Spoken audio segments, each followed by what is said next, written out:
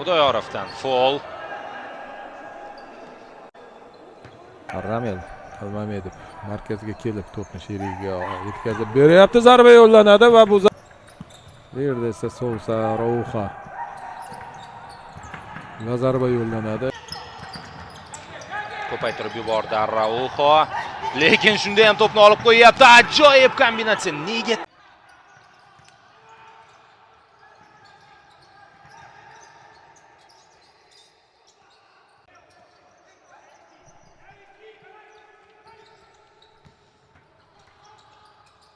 Bor ekan o'yinchi. 4-2 vakili sifatida ko'rsatilgan, lekin uning o'rnida Samandar Murodqulov. Hujum boshlash ortidan to'pni saqlab qolish murakkabligi ko'zga tashlandi Dinamo futbolchilarida. Mana bu yerda esa braziliyalik Safarov.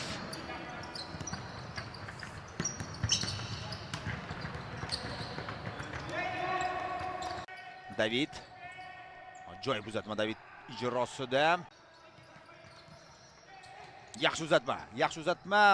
Kimgadir qo'shilib yordam berish kerak.